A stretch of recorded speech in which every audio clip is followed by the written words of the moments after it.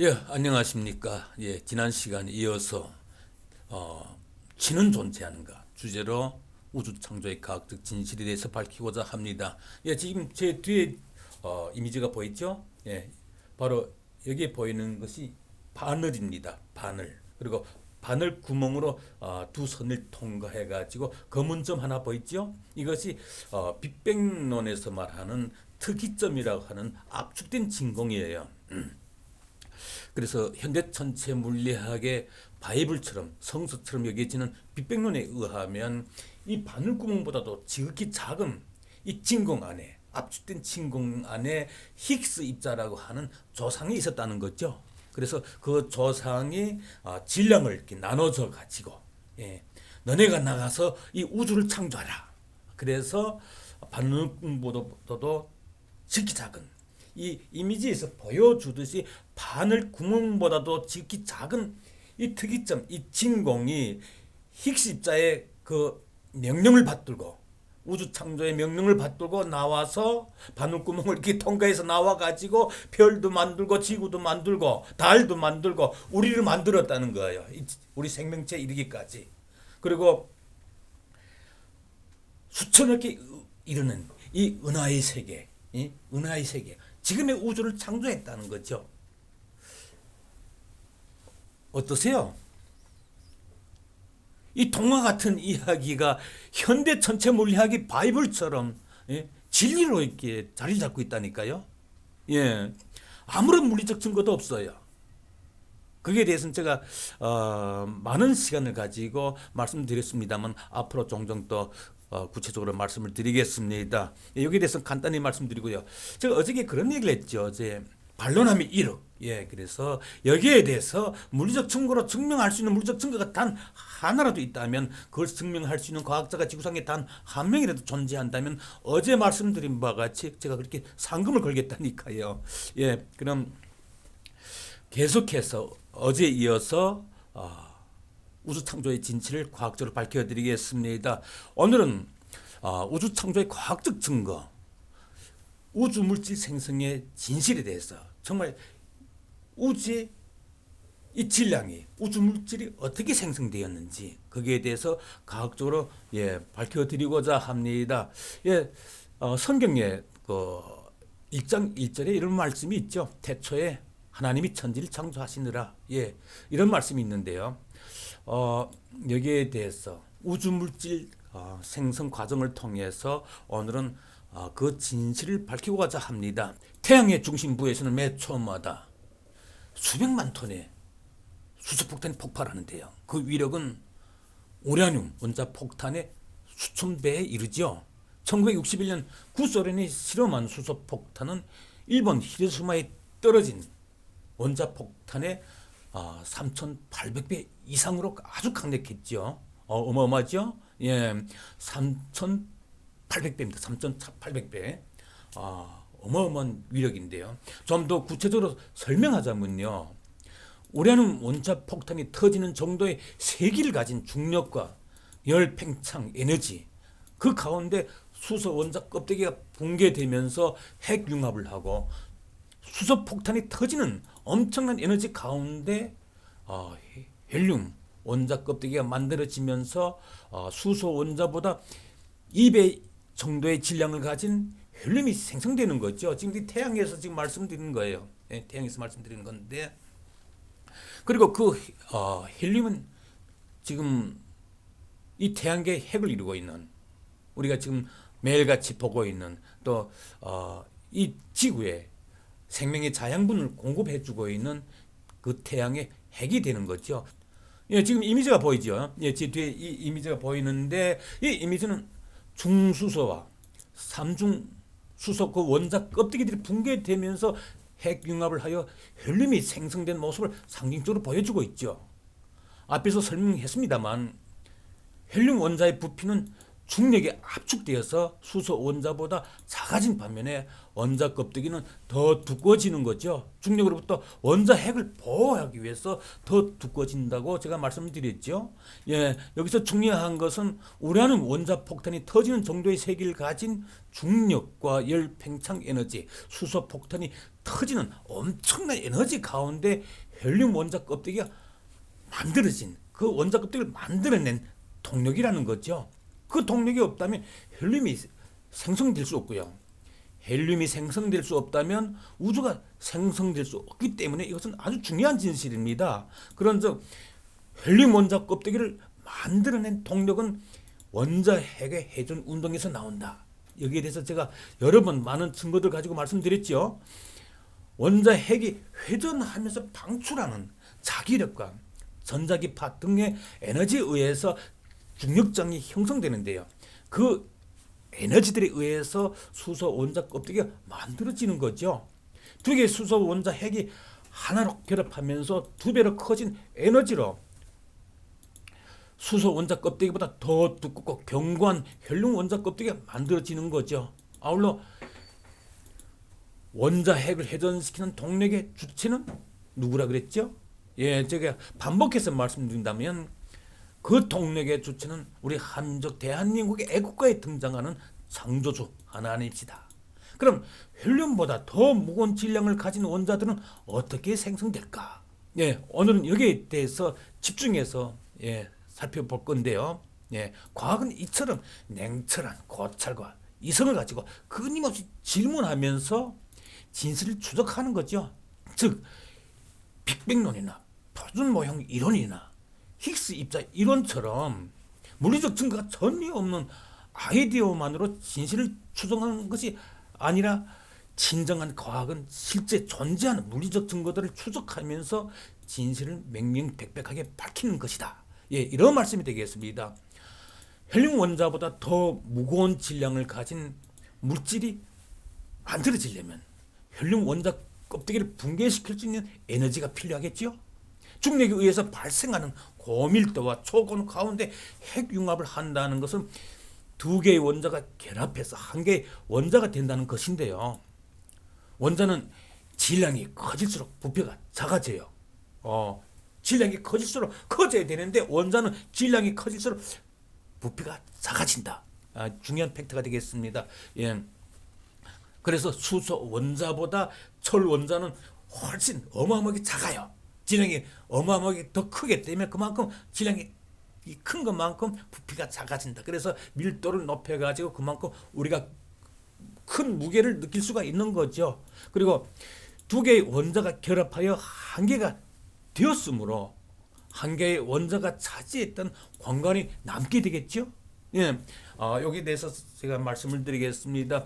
두 개의 원자가 결합해서 핵융합을 통해서 결합해서 하나가 되니까, 그리고 하나가 되면서 질량이 커진 만큼 더 작아지니까 한 개의 원자가 차지했던 그 공간, 그보다 더 큰 공간이 남게 되겠죠. 오늘의 팩트입니다. 예. 여기에 대해서 집중해 들으시길 바랍니다.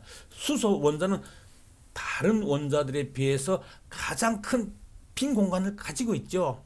일반적으로 원자 핵이 콩알 정도의 크기라면, 원자 핵이 콩알 정도의 크기라면 나머지 빈 공간은 축구장 규모의 크기라고 알려져 있는데요.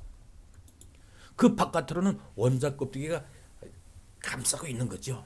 그런데 두 개의 수소 원자가 핵융합을 통해서 결합하게 되면 한 개의 헬륨 원자가 되면서 한 개의 수소 원자가 차지하고 있던 그보다 더 큰 빈 공간이 생기게 되는 거죠.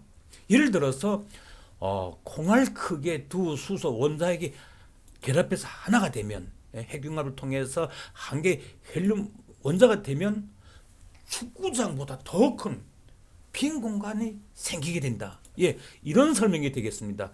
다음 이미지에서 설명을 드리겠습니다. 예, 지금 보고 있는데요. 예. 지금 이 뒤에 보이시는 이 이미지를 집중해서 잘 살펴보시길 바랍니다. 이 그림에서 보는 바와 같이 핵융합을 통해 두 개의 원자가 결합해서 하나가 되면서 빈 공간이 생기게 되는데요.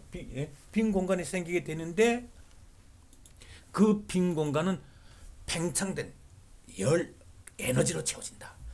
이게 지금 보이죠?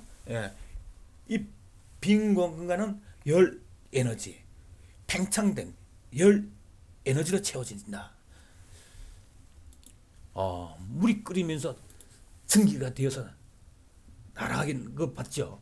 물이 끓이면서 증기가 되어서 날아가는 것은 물 분자를 이루고 있는 원자들의 공간이 팽창되기 때문인데요. 즉 우주 무한 공간을 이루고 있는 원 입자는 에너지가 있는 곳으로 몰리면서 결합하는 특징이 있다고 제가 지난 시간에 여러 시간에 걸쳐서 말씀을 드렸습니다만,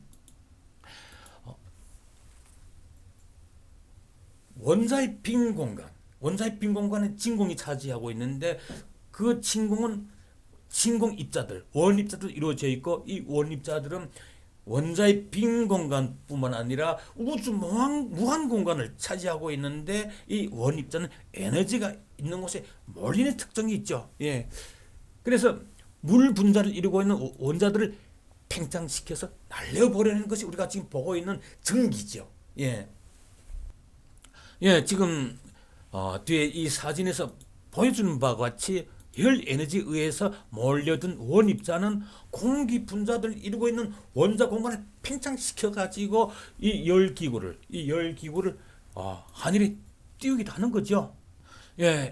지금 뒤에 지금 보이죠? 이 이미지는 열 에너지에 의해서 팽창된 산소 원자와 열 에너지를 얻지 못하고 팽창되지 못한 산소 원자를 상징적으로 지금 보여주고 있죠. 지금 촛불이 있고, 이 촛불이라고 하는 열 에너지에 의해서 팽창된 이 산소 원자, 이 열 에너지를 못한, 촛불로부터 멀리 떨어져 있어 가지고 이 열 에너지를 얻지 못한 산소 원자를 상징적으로 비교해서 보여주고 있는 거죠. 이처럼 원 입자는 열 에너지가 발생하는 곳에 몰리면서 원자의 공간 부피를 팽창시키는 거죠.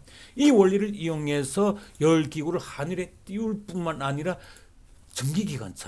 전기기관차도 달릴 수 있게 하는 거죠. 우리가 어두운 방에서 촛불을 밝히게 되면요, 원입자들이 몰려들면서 결합해가지고 광자로, 빛을 내는 광자로 변환되는 것을 확인할 수가 있습니다. 이처럼 열 에너지를 얻으면 원입자들이 몰리면서 광자로 변환될 뿐만 아니라 불 입자로 변환되기도 하는 거죠. 광자로, 빛을 내는 광자로 변환될 뿐만 아니라 불 입자로 변환되기도 한다. 불이 되기도 한다. 이런 설명이 되겠습니다. 그 원리를 이용한 것이 부항이죠. 우리가 부항치를 하죠. 이 이미지는 항아리에 불을 넣는 장면을 상징적으로 보여주고 있습니다.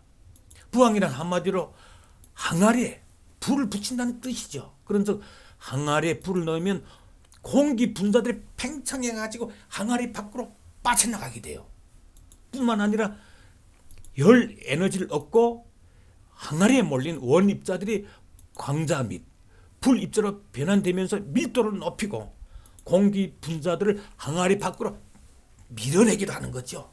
그리고 열 에너지를 잃는 동시에, 그 열 에너지를 잃는 동시에 해체돼서 원 입자, 진공 입자로 돌아가는 거죠. 그래서 항아리 안에는 순간적으로 진공 상태가 되는 거예요. 바로 이 원리를 부항 치료에 사용하는 거죠. 이젠 아시겠죠? 우리가 부항으로 치료를 많이 하잖아요. 몸의 독소를 뽑아내고 또 어혈진 피를 뽑아내고 이런 원리를 이용한다. 그 말씀을 드리는 거예요.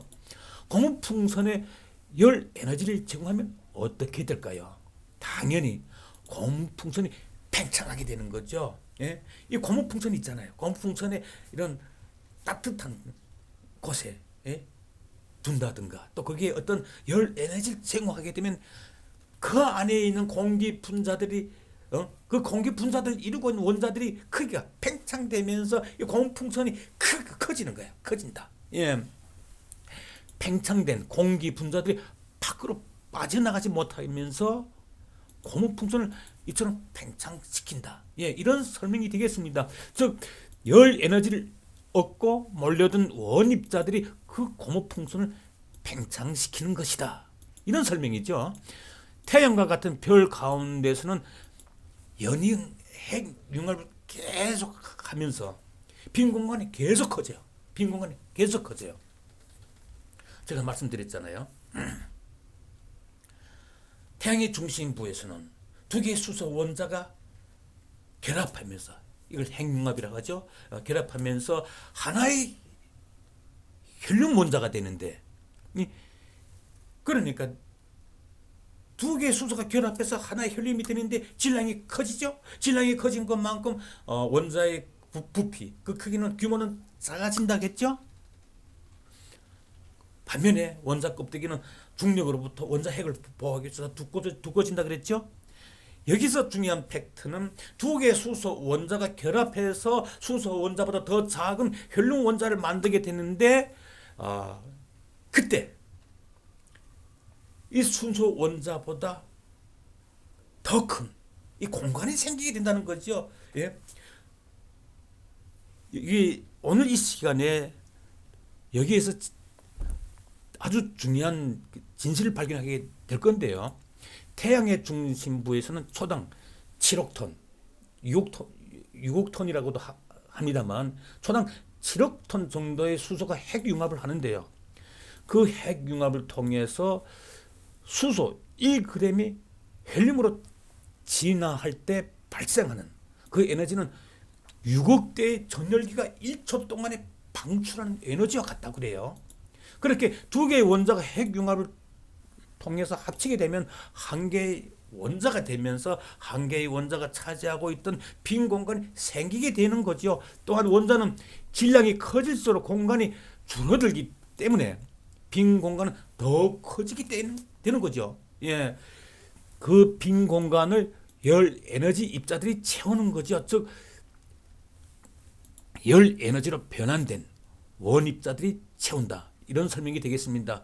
이 열 에너지는 곧 팽창 에너지로서 중력에 가세해서 핵융합을 가속화시키는 거죠. 태양의 중심부에서. 인공적인 핵융합은 고온의 팽창 에너지로 극대화시켜서 진행되지만 우주에서 자연적인 핵융합은 중력과 열 팽창 에너지에 의해서 진행된다. 예, 이런 설명이 되겠습니다. 연이은 핵융합이 계속될수록 열 팽창 에너지는 점점 더 커지게 되죠.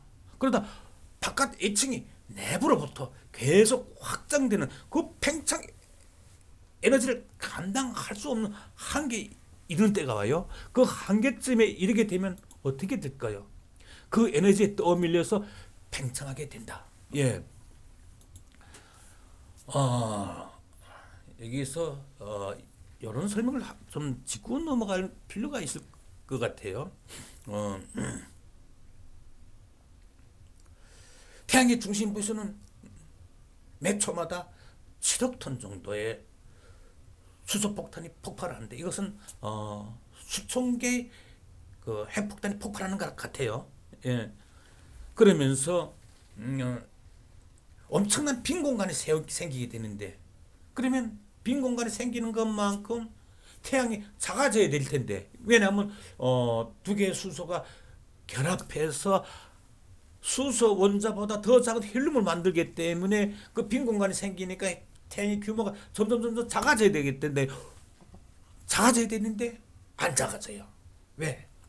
그 빈 공간을 열 에너지, 열 팽창 입자들이 그 에너지가 채우기 때문에 태양의 규모는 작아지지 않는다. 예. 그리고 태양의 외층으로는 대부분의 수소들이 감싸고 있는데요. 예. 이 두께가 어마어마하죠. 수소의 질량이 99% 이상이 되니까요. 예. 그 태양계에서 지구를 비롯한 이 행성들, 수백 개 이런 이 행성들의 그 질량은 0.5%도 못 미칩니다. 나머지는 다 태양의 질량이에요. 예, 태양의 질량인데 그 태양의 그 애층을 감싸고 있는 이 수소층은 어마어마 두껍죠. 그래서 안에서 아무리 핵융합을 통해서 그 빈 공간을 열 팽창 에너지들이 채우고 있지만 아주 두터운 수소 층이 감싸고 있기 때문에 이 부피는 줄어들지 않죠. 그런데 이 안에서 계속 핵융합을 통해서 그 헬륨이 생성되고 헬륨이 차지하는 그 핵의 그 규모는 점점 더 커지게 되고 빈 공간도 점점 더 커지게 되겠죠. 예. 여기 오늘의 팩트가 있습니다. 예. 그렇게 계속 그 내부에 핵을 이루고 있는 태양 내부에 핵을 이루고 있는 헬륨 원자 핵도 커지면서 헬륨으로 된 헬륨 원자들로 이루어진 태양의 핵도 점점 더 커지면서 빈 공간도 점점 더 커지게 되면서 어느 한계점에 이르게 되면 그 에너지에 떠밀려서 태양이 팽창하게 된다. 예, 줄어드는 것이 아니라 안으로부터 계속 팽창해서 차오르는 그 열 팽창 에너지에 의해서 어느 한계점에 이르게 되면 그 에너지에 떠밀려서 태양이 팽창하게 된다. 커지게 된다. 예, 이런 설명이 되죠.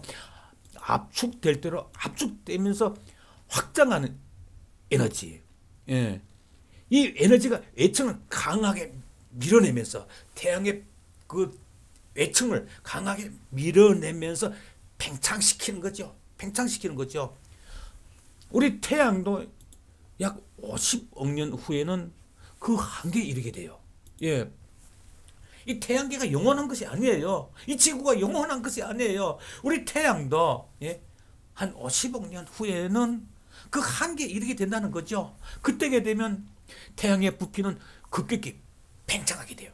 커지게 되는 거죠. 이 태양은 가장 가까이에 있는 수성, 금성을 삼켜버리고 우리가 살고 있는 이 지구로 돌진하게 되는 거죠. 예? 돌진하게 되는 거죠.